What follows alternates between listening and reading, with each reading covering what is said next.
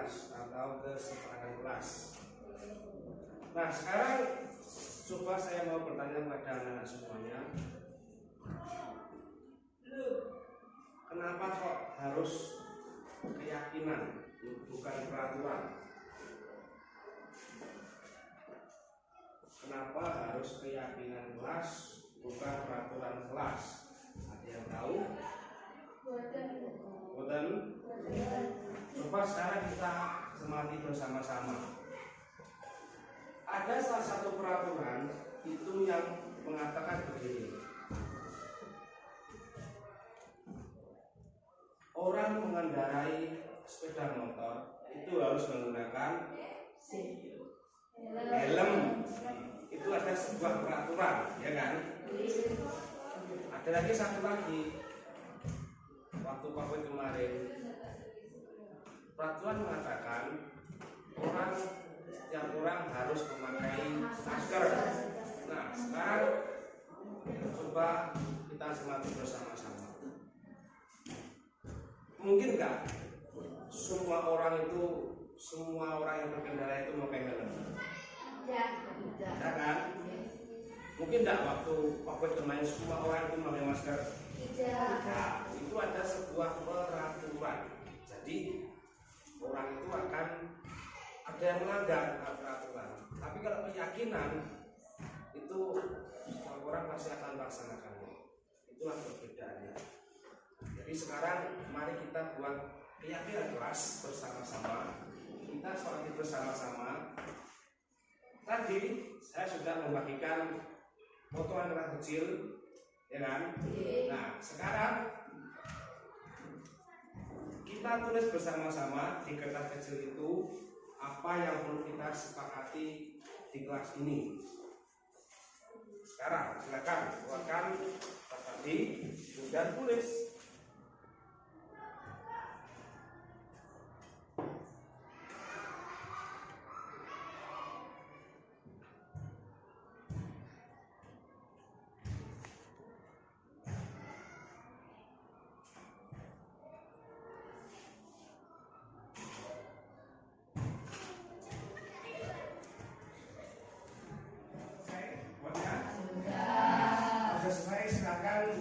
Ditempel di sini, atas sini. Latihan.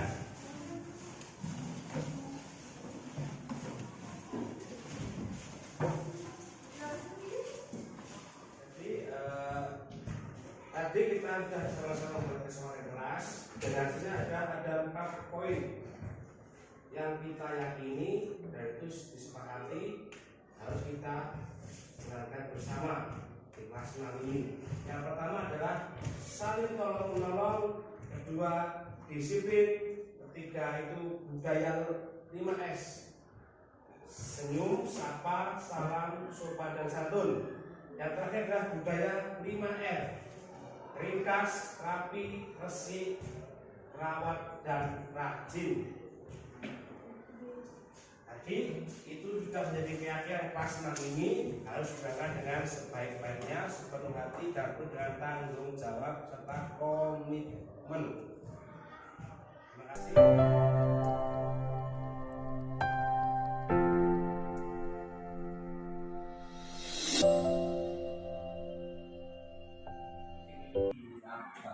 Bismillahirrahmanirrahim. Assalamualaikum warahmatullahi wabarakatuh. Yang kami hormati Bapak Kepala Sekolah SD Negara 6, Bapak Imam Sarodi beserta Bapak Ibu guru semua yang saya sayangi. Pertama-tama pada pagi hari ini mari kita panjatkan rasa puji syukur kita atas Allah SWT yang mana kita masih diberi kesehatan sehingga kita bisa melaksanakan acara rutin pada sore hari ini tanpa ada hal apapun. Serta semoga berterima kepada Tuhan kita Nabi besar Nabi Muhammad Sallallahu Alaihi Wasallam yang rasa kita mendengar syafaatnya besok di yaumul kiamah. Amin. Bapak Ibu guru semua yang saya hormati, izinkan pada sore hari ini saya akan melaksanakan tugas dari program CGP yaitu tentang diseminasi pemahaman dan penerapan budaya positif di sekolah. Nah, sebelumnya saya berdiri di sini tidak bermaksud untuk menggori Bapak Ibu semuanya, tapi mari kita belajar bersama-sama. Yang ini Bapak Ibu, yang pertama adalah konsep utama modul budaya positif. Yang pertama adalah perubahan paradigma belajar. Yang kedua ada motivasi perilaku manusia. Yang ketiga itu ada disiplin positif, dan keempat ada posisi kontrol restitusi, kelima ada kebutuhan dasar manusia, dan terakhir enam ada ikhlas dan segitiga restitusi. Nah, ini untuk pertanyaan formatif Bapak Ibu, setuju atau tidak setuju ini.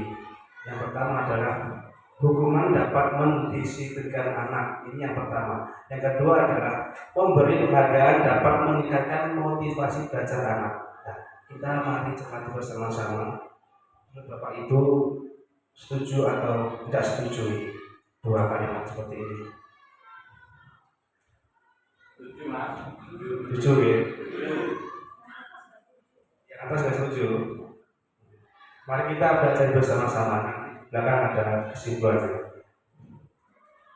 Nah, sekarang ini Bapak Ibu, paradigma dengan pembelajaran dengan paradigma baru.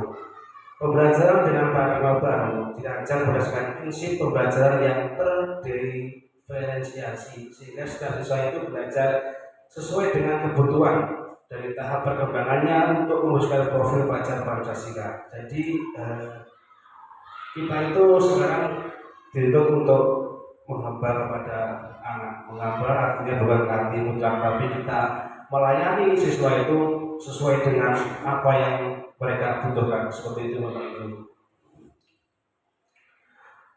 Terus ini, saya akan melakukan aktivitas sedikit Bapak Ibu semuanya. Yang pertama adalah ini umpamanya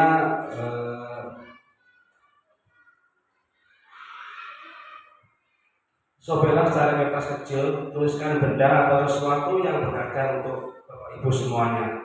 Letakkan di salah satu tangan Bapak Ibu dan genggam atau benda sesuatu yang sangat berharga itu dengan segala daya Bapak Ibu genggam. Kemudian buatlah sebuah kepalan di tangan Bapak Ibu. Terus teman Anda, samping teman Anda itu berusaha dengan sekuat tenaga membuka kepalan tangan Bapak Ibu tadi yang berisi apapun yang sangat berharga. Teman Anda itu bisa dengan cara membujuk, merayu, mengancam, bahkan menyuap agar Bapak Ibu itu mau membuka kepalan tangan tadi. Nah, sekarang timbul pertanyaan, apa yang terjadi? Terus siapa yang mempunyai kendali untuk membuka atau menutup atas kepala tangan tadi Bapak Ibu?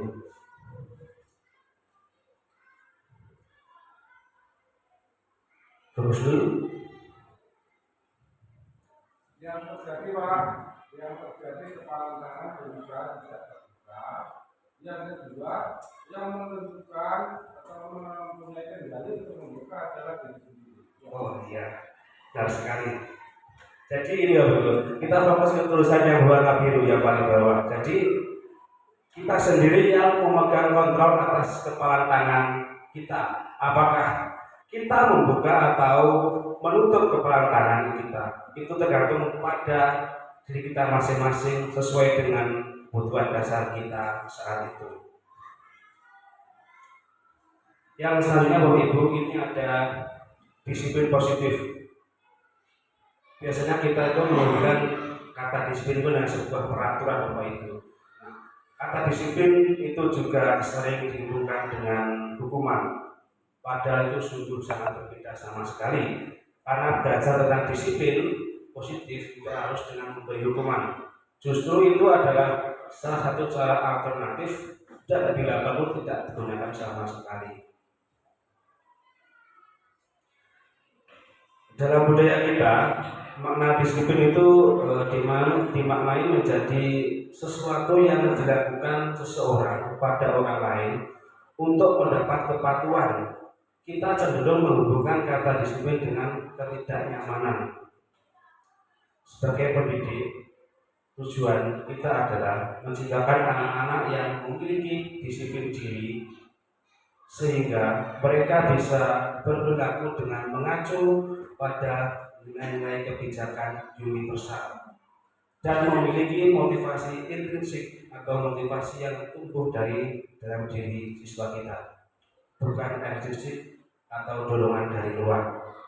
Nah, disiplin positif itu merupakan salah satu cara penerapan disiplin yang bertujuan untuk menumbuhkan kesadaran serta memberdayakan anak melakukan sesuatu tanpa sokongan, ancaman maupun hukuman. Nah, ini tentang nilai-nilai kebijakan universal. Dengan kebijakan universal ini adalah sifat-sifat positif manusia yang merupakan tujuan mulia yang ingin dicapai setiap individu. Nilai tersebut bersifat universal dan lintas bahasa, suku, bangsa, agama maupun latar belakang. Nilai-nilai kebijakan yang ingin dicapai oleh setiap anak Indonesia itu kita kenal dengan istilah profil pelajar Pancasila seperti itu. Ada 6 dimensi. Yang pertama yaitu beriman, bertakwa pada Tuhan Yang Maha Esa dan berakhlak mulia. Yang kedua yaitu mandiri, benar kritis, berkebinekaan global, bergotong royong dan kreatif. Itu nilai kebijakan universal yang untuk pendidikan Indonesia. Yang selanjutnya Bapak Ibu, ini adalah kebutuhan dasar manusia. Ada 5 kebutuhan dasar manusia. Yang pertama adalah kebutuhan bertahan hidup. Dan kedua adalah kebutuhan kasih sayang dan rasa diterima. Yang ketiga adalah kebutuhan penguasaan. Keempat ada kebutuhan kebebasan dan kelima ada kebutuhan kesenangan. Yang perlu kita ketahui bersama bahwa ketika seorang murid itu melakukan suatu perbuatan yang bertentangan dengan nilai kebajikan atau melanggar peraturan, hal itu sebenarnya dikarenakan mereka gagal untuk memenuhi kebutuhan dasar mereka. Mari kita kupas satu-satu Bapak Ibu. Nah, sebelum kita kupas tentang kebutuhan dasar manusia tadi, ini ada sebuah pertanyaan, yaitu Ibu Ambar, guru wali kelas 2A di SD Bina Hati, sedang bingung menghadapi ulah salah satu murid di kelasnya yang bernama Doni. Beberapa anak di kelas 2A telah datang padanya dan mengeluhkan Doni yang seringkali meminta bekal makan siang mereka dengan paksa. Jika Anda menghadapi situasi seperti Ibu Ambar, apa yang akan Anda lakukan? Menurut Anda, kira-kira apa alasan Doni melakukan hal tersebut?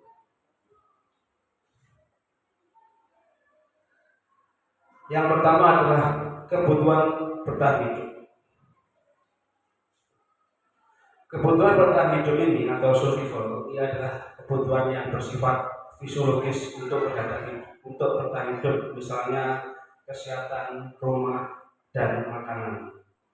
Kebutuhan biologis sebagai tujuan dari proses reproduksi termasuk kebutuhan untuk tetap berhidup juga.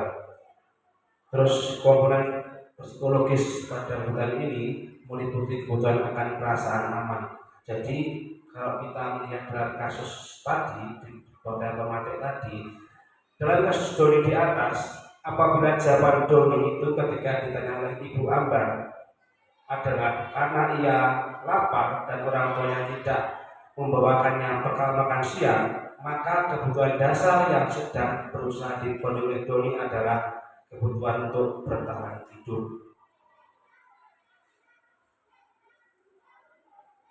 Yang kedua adalah kasih sayang dan rasa diterima. Kebutuhan ini meliputi keinginan untuk tetap terhubung dengan orang lain, seperti teman, keluarga, pasangan hidup, dan teman kerja. Bahkan binatang peliharaan dan kelompok dimanapun kita tergabung. Anak-anak yang memiliki kebutuhan dasar ini, kasih sayang dan rasa diterima yang tinggi, biasanya itu ingin disukai dan diterima oleh lingkungannya. Mereka juga akrab dengan orang tua mereka. Biasanya mereka belajar karena suka pada gurunya. Bagi mereka, teman sebaya adalah sangat penting. Mereka juga biasanya suka bekerja dalam kelompok. Kalau kita melihat kasus daripada Ibu Ambar tadi, apabila Doni menjawab bahwa alasannya mengambil bekal makanan temannya karena Doni merasa senang temannya jadi memperhatikan dia. Ketika temannya melaporkan tindakannya itu pada gurunya dan gurunya memberitahu orang tuanya, sehingga orang tuanya itu jadi memperhatikan Doni, maka kebutuhan dasar yang sedang dipenuhi Doni adalah kebutuhan akan kasih sayang dan merasa diterima. Seperti itu. Selanjutnya Bapak Ibu, ini adalah kebutuhan yang ketiga, yaitu penguasaan atau pengakuan atas kemampuan. Kebutuhan ini berhubungan dengan kekuatan untuk mencapai sesuatu, menjadi kompeten, menjadi terampil, diakui atas prestasi dan keterampilan kita, didengarkan dan memiliki rasa harga diri. Kebutuhan ini meliputi keinginan untuk dianggap berharga, bisa membuat perbedaan, bisa membuat pencapaian, kompeten, diakui, dihormati. Anak-anak yang memiliki kebutuhan dasar akan penguasaan yang tinggi biasanya selalu ingin menjadi pemimpin. Mereka juga suka mengamati sebelum mencoba hal baru dan merasa kecewa bila melakukan sebuah kesalahan. Mereka juga biasanya rapi dan sistematik dan selalu ingin mencapai yang terbaik. Dalam kasus di atas, jika Doni itu menjawab dia merasa hebat karena temannya jadi takut dengan dia dan menuruti keinginannya, maka sebenarnya Doni sedang berusaha memenuhi kebutuhan dasar, yaitu kekuasaan. Yang selanjutnya yaitu kebutuhan dasar kebebasan atau kebutuhan akan pilihan. Kebutuhan untuk bebas dan kebutuhan akan kemandirian, otonomi, memiliki pilihan dan mampu mengendalikan arah hidup seseorang.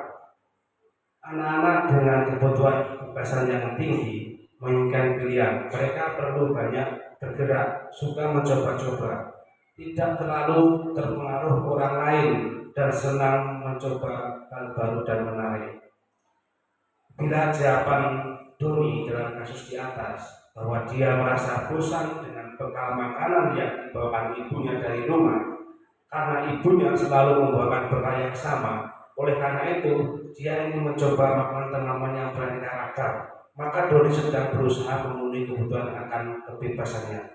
Jadi ketika kita menjumpai seorang siswa kita dalam kelas, dia termenung, kadang diam sendiri, itu ini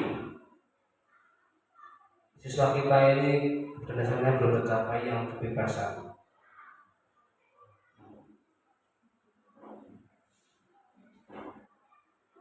Yang selanjutnya itu kebutuhan akan kesenangan atau kebutuhan untuk merasa senang.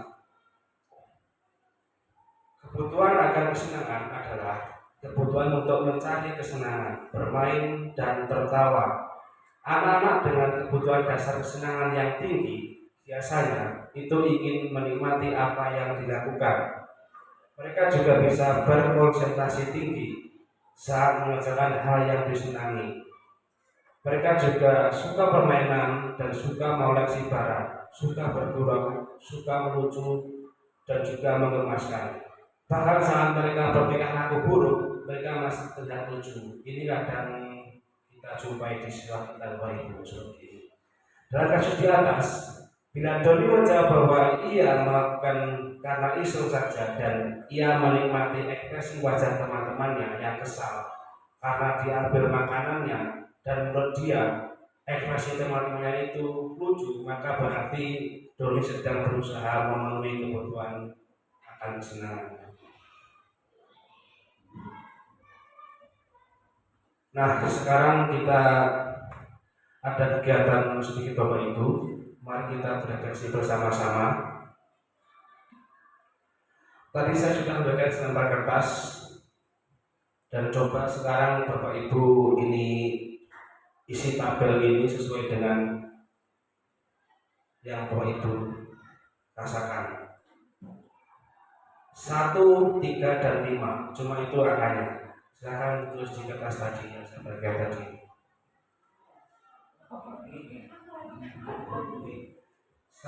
Saya senang berteman. Nah, ini untuk itu seperti apa?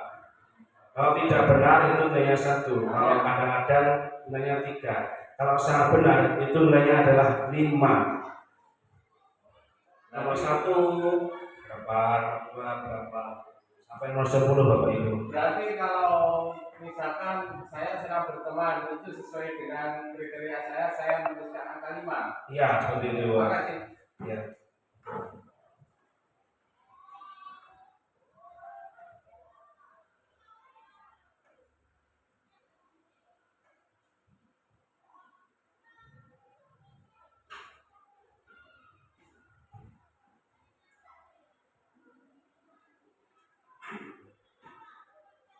Setelah selesai langsung dijumlah Bapak Ibu.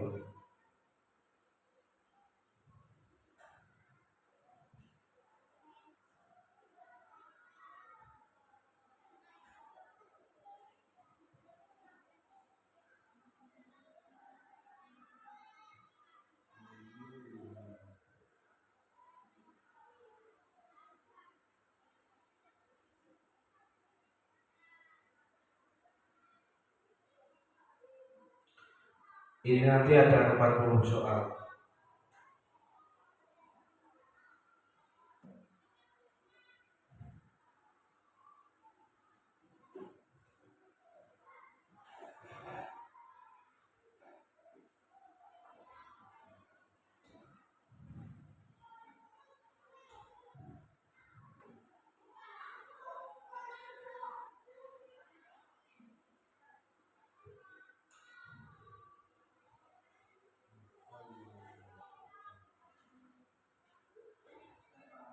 Sudah?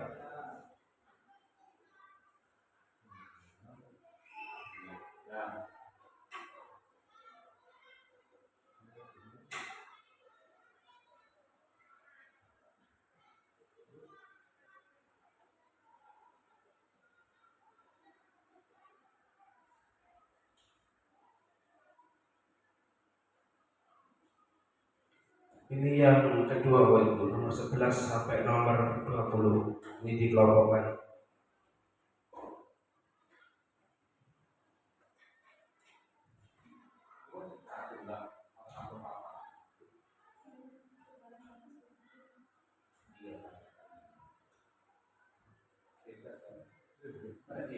Sesuai dengan kita.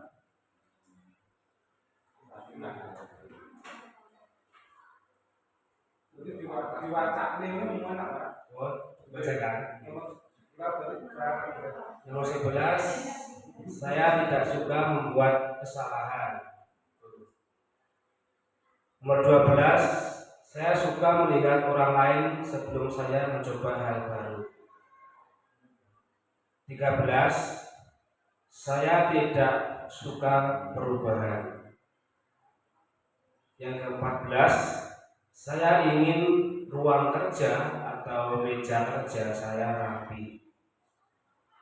Yang ke-15, saya ingin terlihat sangat baik dengan apa yang saya lakukan. 16, penampilan saya sangat penting bagi saya. Nomor 17, saya takut mencoba hal-hal baru. Nomor 18, saya suka menjadi benar. 19, saya suka menyelenggarakan sebuah aktivitas. Dan 20, jika tidak suka sesuatu berjalan tidak sesuai dengan keinginan saya.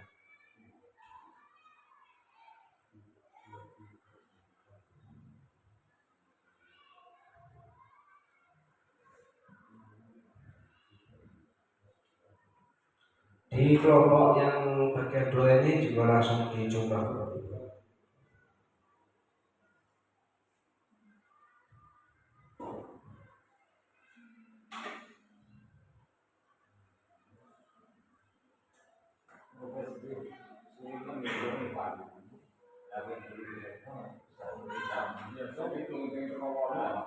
Aku memahami yang menjual itu.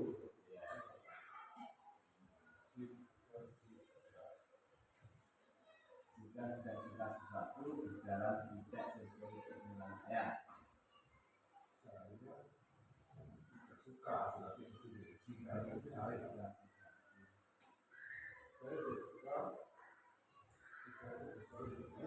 Jika itu saya.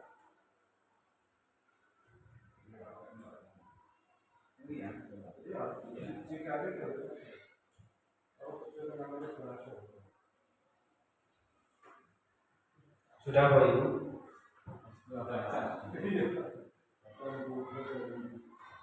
Ini kelompok soal yang ketiga 21.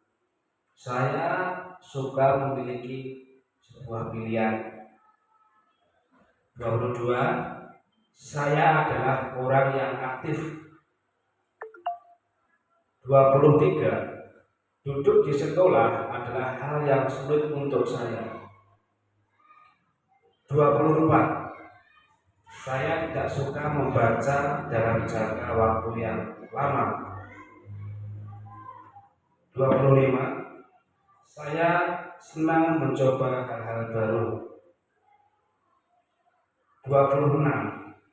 Saya akan bermain sendiri jika saya mau. 27. Apa yang saya pakai itu tidak berpengaruh bagi saya, apapun itu. 28. Saya tetap akan melakukan suatu hal walau teman-teman saya tidak suka. 29. Saya tidak suka disuruh-suruh. Dan terakhir 30. Kerapian tidak berpengaruh bagi saya.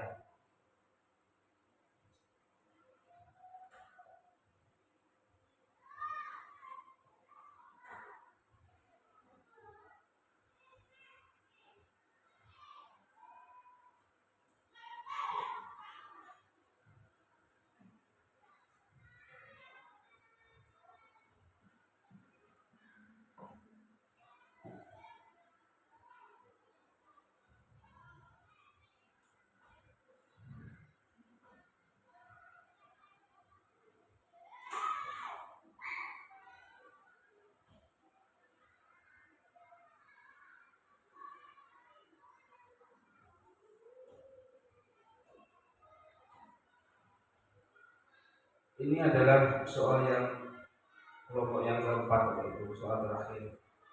Nomor 31. Saya sering tertawa. 32. Saya memiliki koleksi.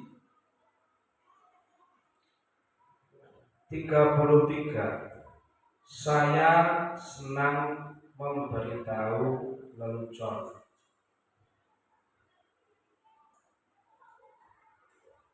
34.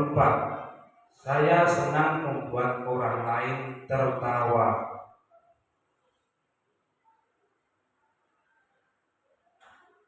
35. Orang berpikir saya bodoh.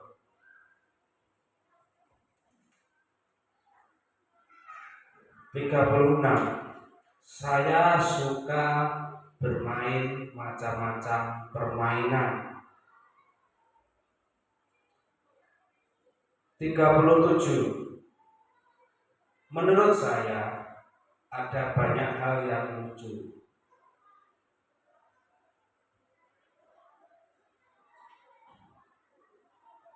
38. Menurut saya sekolah itu menyenangkan.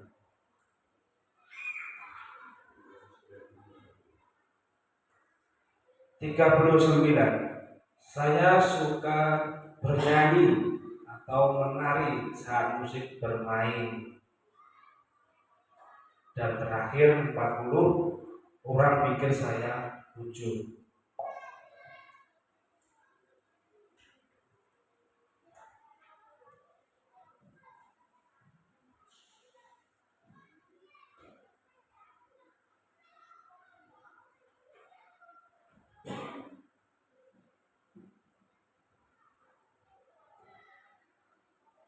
Jadi sekarang tadi sudah dijumlah ya Bapak Ibu semuanya.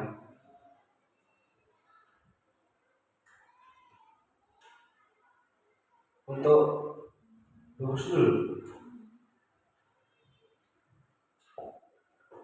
yang nomor 1 sampai 10 di antara 4 soal tadi yang paling tinggi yang sebelah mana yang tidak tahu usul?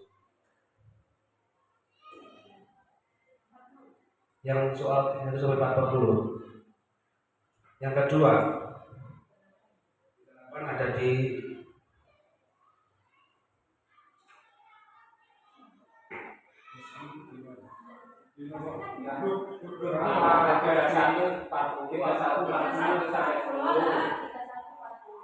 itu dapat tertinggi. Maksudnya dari 4 golongan soal ini yang tertinggi ada di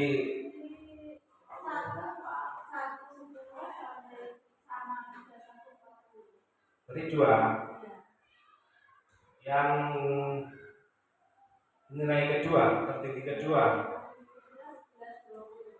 11-20, terakhir di 21-30. Terus kita coba lihat Bapak Ibu semuanya. Kita cermati kebutuhan dasar mana yang sangat kita butuhkan atau yang sudah terpenuhi. Di nomor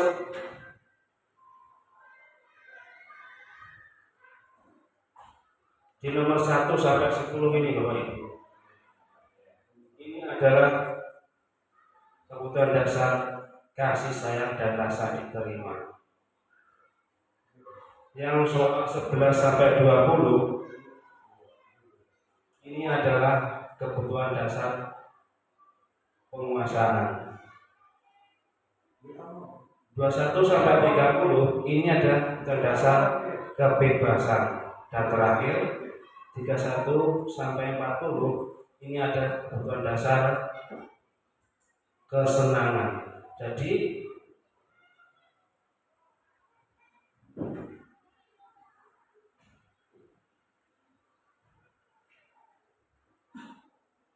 apakah sesuai Bapak Ibu dengan yang Anda rasakan? Bu Gusnul coba. Tadi Bu Gusnul 1 sampai 10 sama 31 sampai 40 itu tertinggi nilainya. Apakah sesuai dengan yang Anda rasakan Bu Gusnul? Sesuainya. Berarti terpenuhi kebutuhan kasih sayangnya. Oh iya. Kebutuhan kesenangannya. Nomor 1 10 dari 40 ya.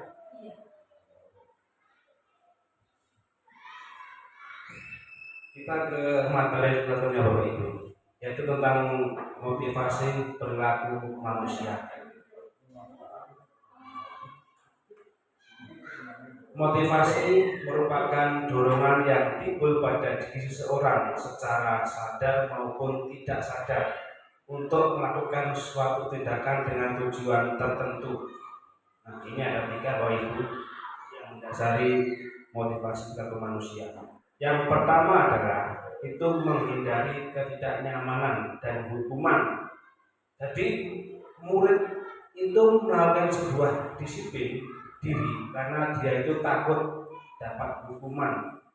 Ini merupakan motivasi eksklusif atau motivasi dari luar. Yang kedua adalah mendapat imbalan atau penghargaan dari orang lain. Jadi murid itu melakukan disiplin diri karena ingin mendapat pujian atau sebuah hadiah. Ini merupakan motivasi intrinsik dari luar. Yang ketiga adalah menghargai nilai-nilai kebajikan diri sendiri. Jadi murid itu melakukan disiplin diri karena sadar akan nilai kebajikan dirinya. Ini Bapak Ibu, ini merupakan sebuah motivasi intrinsik atau yang timbul dari dalam diri seorang murid.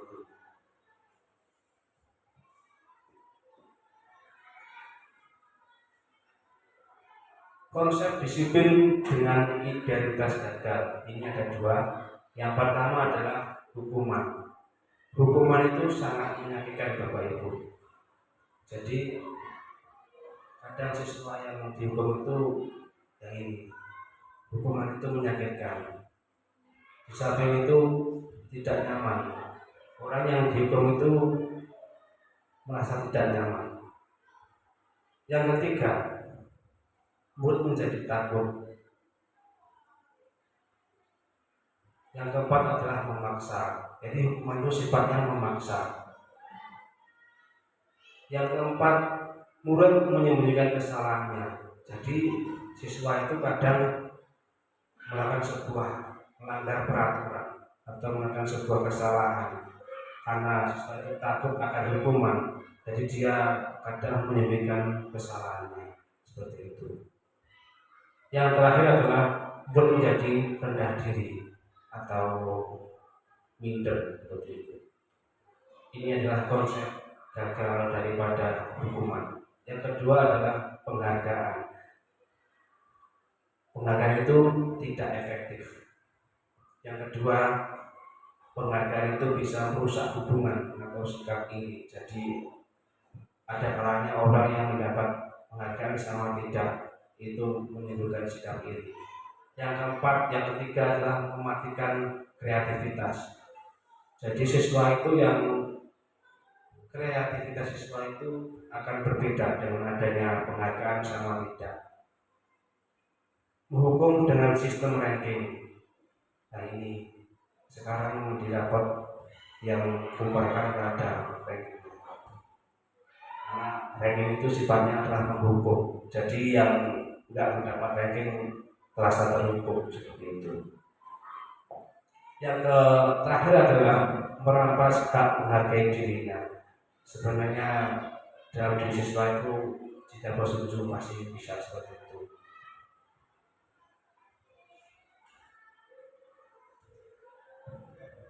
Kalau tadi konsep disiplin dengan identitas gagal, sekarang konsep disiplin dengan identitas sukses. Ada dua. Yang pertama adalah konsekuensi. Konsekuensi ini ada sifatnya penguatan jangka pendek. Jadi di samping penguatan jangka pendek, perlu juga monitoring berkelanjutan. Konsekuensi ini bisa dijadikan sebagai stimulus respon atau mendorong kepatuhan. Konsekuensi juga bisa menjadikan murid menghormati peraturan. Dan yang terakhir, konsekuensi ini dibuat bersama, yaitu oleh guru dan murid. Contohnya, jika tidak mengerjakan PR, apa konsekuensinya? Nah, ini bisa dibuat bersama oleh guru dan siswa. Yang selanjutnya adalah restitusi. Restitusi ini, murid bertanggung jawab atas tindakannya sendiri. Fokus pemecahan masalah jangka panjang. Murid menghormati dirinya dan orang lain. Dan terakhir, restitusi ini mendorong disiplin positif.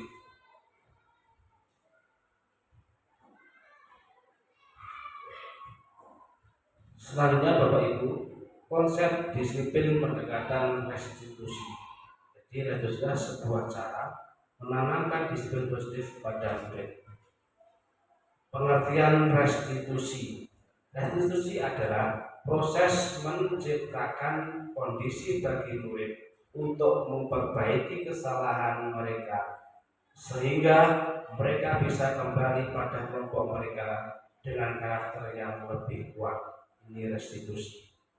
Ciri-ciri restitusi yang pertama adalah bukan untuk menebus sebuah kesalahan, namun untuk belajar dari kesalahan.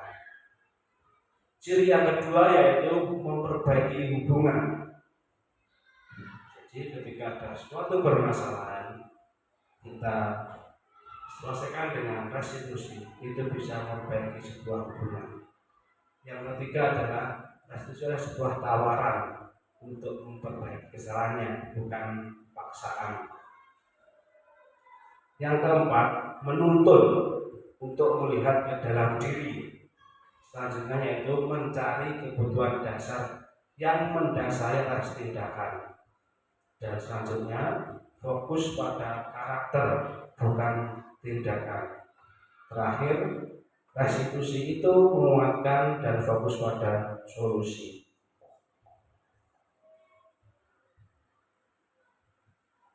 Sekarang adalah perbedaan dari tiga hukuman, konsekuensi, dan restitusi. Contoh kasusnya adalah siswa tidak mengerjakan PR. Kalau hukuman, guru marah dan murid menjadi takut. Ini tidak terencana karena hukuman itu seketika saat itu. Guru menghukum siswa tersebut mengelilingi lapangan sekolah 5 kali. Ini tidak relevan dengan apa yang siswa langgar. Siswa tidak mengerjakan PR, tapi kok disuruh mengulangi 5 kali. Ini adalah sebuah hukuman. Sekarang konsekuensi. Guru memberikan konsekuensi untuk mengerjakan PR saat istirahat. Ini terencana dan disepakati. Jadi konsekuensi sama hukuman itu berbeda. Selanjutnya, guru tegas dan siswa menghormati peraturan. Dan terakhir adalah restitusi. Dari kasus siswa tidak mengerjakan sebuah PR, kita menggunakan langkah-langkah restitusi dalam pengerjaan masalahnya. Ini guru menanyakan keyakinan kelas atau atas dirinya dan membantu siswa menyelesaikan masalahnya tadi. Guru terbuka dan siswa menghormati dirinya dan orang lain. Sekarang kita refleksi bersama-sama Bapak Ibu.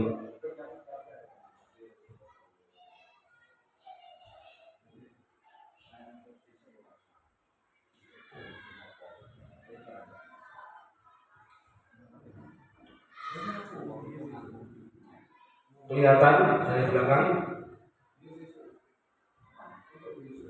Soal yang pertama adalah mencatat 100 kali di dalam buku kalimat saya tidak akan terlambat lagi karena terlambat ke sekolah. Ini konsekuensi atau hukuman? Hukuman. Benar, ini adalah hukuman. Soal yang kedua, lari mengelilingi lapangan basket 2 kali karena terlambat hadir di sekolah. Hukuman atau restitusi? Konsekuensi. Kita lihat bareng-bareng. Ini adalah hukuman. Yang ketiga, murid diminta untuk push up 15 kali karena tidak menggunakan masker ke sekolah. Hukuman atau konsekuensi ini? Hukuman. Soal selanjutnya, menggantikan kertas tugas teman yang telah dicoret-coret. Menggantikan konsekuensi. Ya. Membersihkan tumpahan air di meja tulis karena tersenggol pada saat belajar. Konsekuensi. Ya, benar. Murid disuruh untuk menggunakan sepatu seharian di sekolah karena tidak menggunakan sepatu hitam. Ya, hukuman atau konsekuensi itu? Hukuman. Terakhir, lari mengelilingi lapangan basket 2 kali. karena terlambat 10 menit untuk pelajaran BJOK. Konsekuensi Bapak Ibu.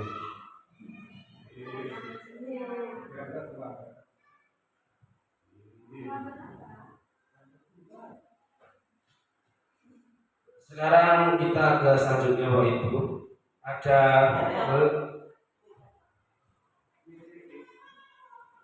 Ada 5 posisi kontrol eksekusi Bapak Ibu. Yang pertama adalah penghukum, kedua adalah pembuat rasa bersalah, dan ketiga adalah teman, keempat pemantau, kelima manajer.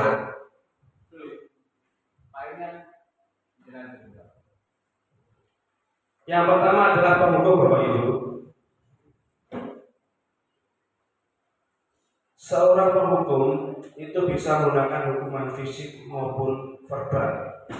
Orang-orang yang menjalankan fungsi penghukum senantiasa mengatakan bahwa sekolah memerlukan sistem atau alat yang dapat lebih menekan murid-murid lebih dalam lagi. Ini sebagai penghukum.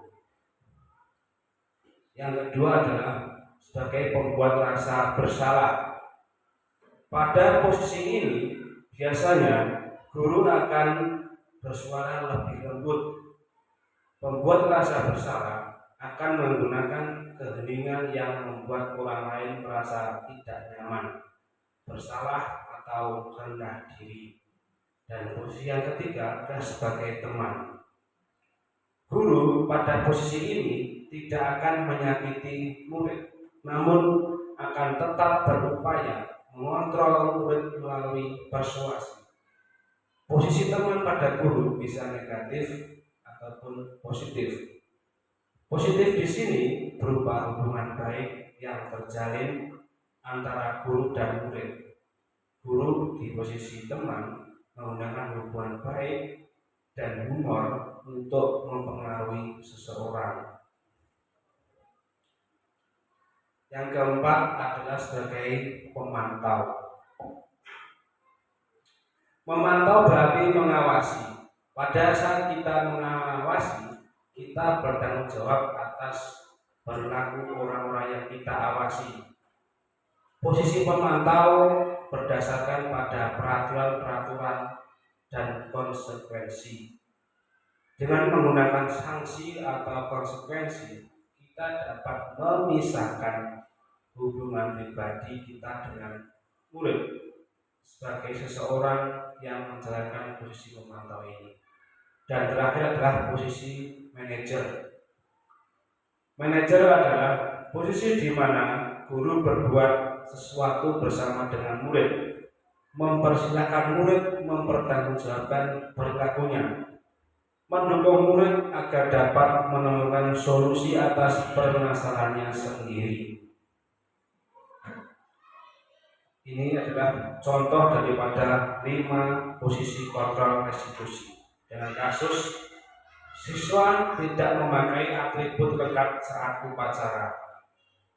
Jika kita sebagai seorang penghukum dari kasus di atas, kita akan mengatakan seperti patuhi Allah, lalu berdiri di depan kelas. Ini adalah seorang hukum akan berkata seperti itu. Kemudian adalah pembuat rasa bersalah. Dia akan berkata seperti itu. Berapa kali guru harus memberitahu kamu? Guru kecewa sama kamu. Nah, ini membuat orang merasa bersalah. Guru kecewa sama kamu. Kita di posisi seorang teman. Jadi ketika seorang teman itu akan berkata seperti itu. Ayolah yang tertib, buat bu guru bangga. Kali ini tidak apa-apa kamu salah. Ini adalah posisi teman. Yang keempat adalah posisi pemantau. Kamu sudah melanggar apa peraturan dan konsekuensinya. Dan terakhir adalah seorang manajer. Dia akan berkata, apakah kamu tahu kesalahanmu? Kira-kira bagaimana kamu akan memperbaiki kesalahan ini?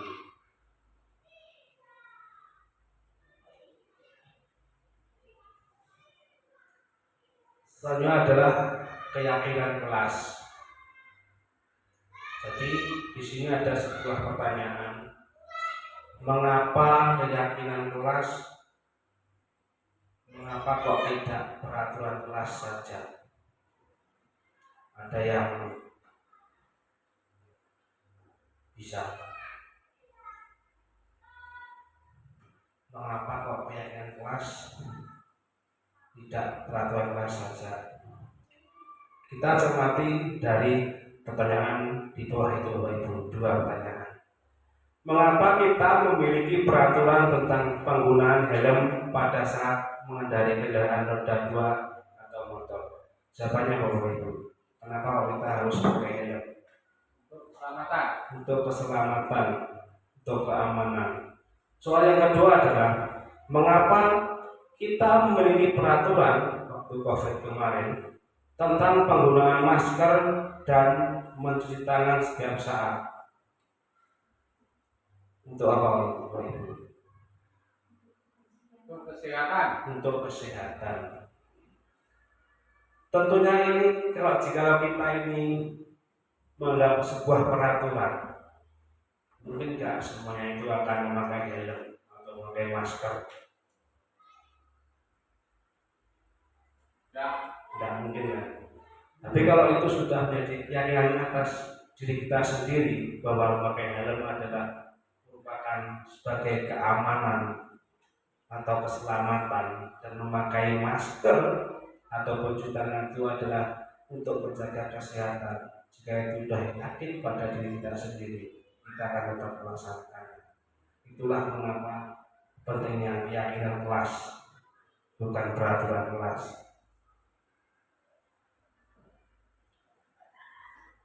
Ini loh itu membuat keyakinan kelas. Guru bersama siswa membuat keyakinan kelas. Yang pertama adalah gambar yang sebelah barat itu diskusi tentang peraturan atau keyakinan kelas apa yang akan dirumuskan. Yang kedua, merumuskan peraturan menjadi keyakinan. Jadi ini prosesnya adalah bersama-sama dengan murid, guru dan murid. Yang terakhir adalah membuat keputusan tentang keyakinan kelas yang akan dijalankan di dalam kelas tersebut atau semua warga kelas.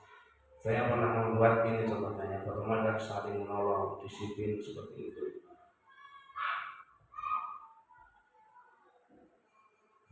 Selanjutnya, pembentukan keyakinan kelas. Dalam membuat keyakinan kelas, itu yang perlu kita lakukan adalah berupa pernyataan universal yang sifatnya adalah umum tadi. Yang kedua, dibuat dalam bentuk positif. Dan ketiga, sedikit saja agar mudah diingat. Selanjutnya itu sesuai dengan kondisi kelas atau sekolah agar mudah diterapkan. Dan terakhir, semua warga kelas atau sekolah dilibatkan dalam proses pembuatan tadi. Ini adalah langkah-langkahnya. Materi saja Bapak Ibu, ini adalah segitiga restitusi. Ada 3 langkah di sini. Mari kita cermati yang nomor 1, yang berwarna hijau. Menstabilkan identitas. Mengubah identitas anak dari orang yang gagal karena melakukan kesalahan jadi orang yang sukses. Yang kedua adalah validasi kebutuhan.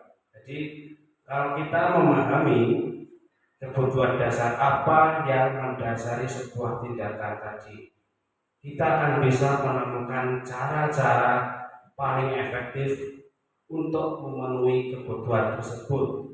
Dan langkah yang ketiga adalah menanyakan keyakinan. Setelah melakukan langkah 1 dan 2, menstabilkan identitas sama validasi kebutuhan, selanjutnya kita akan langkah ketiga itu menanyakan keyakinan. Maka anak akan siap untuk dihubungkan dengan nilai-nilai kebajikan yang dia percaya dan berpindah menjadi orang yang dia inginkan. Seperti itu. Nah, ini saya pernah melakukan sebuah contoh transmisi waktu hari Jumat. Selamat siang Arin. Siang Pak. Bagaimana kabar hari ini? Alhamdulillah saya Pak. Baik ya. Arin tahu nggak kenapa datang ke sini? Tidak tahu Pak. Nggak tahu kan? Tadi Arin dipanggil Pak Suka ke sini itu alasannya begini. Tadi Pak Suka itu melihat Arin datangnya terlambat. Benar? Jadi terlambat Arin karena terlambat datang ke sekolah itu adalah merupakan sebuah kesalahan. Dan, nah, semua orang itu pasti pernah berbuat salah. Jadi tidak cuma Arin aja. Bapak juga pernah melakukan kesalahan. Seperti Arin tadi datang ke sekolah itu terlambat, itu merupakan sebuah kesalahan. Nah, sebelum selanjutnya, sekarang coba Arin cerita deh, kenapa kok bisa telat seperti tadi? Karena main HP secara malam. Oh, karena main HP. Iya Pak. Jadi Arin itu main HP sampai larut malam sehingga bangunnya kesiangan seperti itu. Iya. Ya. Terus gini, Arin masih paham nggak sama keyakinan kelas yang pernah kita buat tadi? Masih Pak. Masih ingat kan? Apa itu? Komitmen. Komitmen, ya. Tahu tak ada komitmen? Tahu Pak. Apa coba? Melaksanakan yang telah disepakati. Ya, jadi komitmen itu adalah melakukan sesuatu atau yang telah kita sepakati bersama, gitu kan ya. Terus sekarang apa coba langkah-langkah yang Arin lakukan untuk memperbaiki masalah yang terjadi?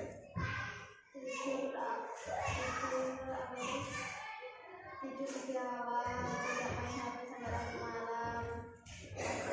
Aku tidak kesiangan. Ya, jadi Arin akan melakukan langkah untuk memperbaiki masalah itu adalah tidurnya lebih awal, terus kita main HP. Apa yang tadi? Namanya lebih awal. Oke. Terus kira-kira apa yang akan melakukan kegiatan tersebut? Hari ini Pak. Hari ini? Iya Pak. Benar? Benar Pak. Yakin? Yakin Pak. Jadi mulai hari ini Arin akan melakukan kegiatan tadi yang berupa tidur lebih awal, main HP lebih kurangin, jadwalnya lebih cepat, dan tidak terlambat ke sekolah. Semoga setelah ini Arin menjadi pribadi yang baik, menjadi kebanggaan kedua orang tua, dan menjadi anak yang sukses. Ya. Terima kasih Arin. Sekarang kembali ke kelas. Ini adalah kesimpulannya segitiga restitusi.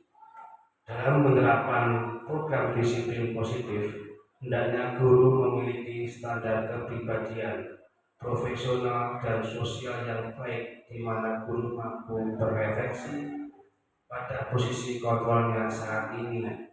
Bagaimana perjalanan dirinya sebagai seorang among, posisi manajer, yang menuntun murid menjadi insan mandiri, merdeka dan bertanggung jawab.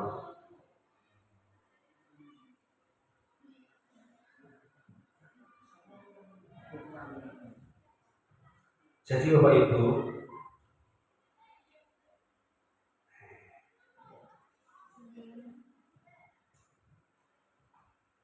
mari kita wujudkan budaya positif untuk mengantarkan anak-anak kita itu menjadi pelajar yang merdeka, yang seperti yang digaungkan oleh Pak Menteri, seperti itu, Mas Menteri.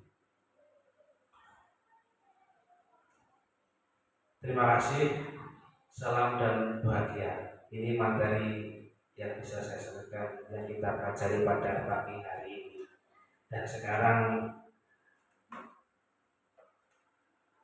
adakah yang Bapak Ibu bertanya atau Masuk Kak. Kalau menghadapi anak-anak yang bandel itu sebaiknya kita menggunakan apa? Restitusi, hukuman atau pemantau? Yang anak-anaknya itu benar-benar bandel. terima kasih. Kalau kita menjumpai di siswa, di kelas, di sekolah, waktu bermain, itu ada yang bandel dan selebihnya, itu sebanyak kita menggunakan posisi sebagai manajer main seperti itu. Jadi kita itu menggunakan posisi manajer sebagai dengan kontrol restitusi seperti itu. Menanyakan tadi menstabilkan identitas, variasi tindakan, kemudian menanyakan nilai kelas. Jadi apa kebutuhan dasar sehingga siswa itu berbuat bandel. Jadi kita harus mengetahui. Kalau misalkan benar-benar bandel, misalkan ini ya Pak, kita memposisikan sebagai manajer, terus anaknya tetap mengulangi lagi kesalahannya, bagaimana? Itu tentunya ada apa coba? Apa mungkin kebutuhan dasarnya belum terpenuhi? Ya, nah itu kita cari apa kebutuhan dasar dari yang anak itu butuhkan sehingga mendasari berbuat seperti itu. Berarti kita perlu melakukan sebuah pendekatan kepada anak tersebut dalam melakukan sebuah memposisikan kita dalam sebagai manajer. Iya, Ya. iya. Ya, terima kasih Pak. Itu yang saya tanyakan. Mungkin ada teman lain yang bertanya. Iya, silakan. Terima kasih Pak Iwan atas waktunya.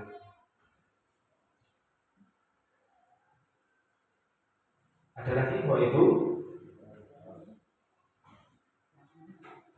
Jadi kita itu untuk mengatasi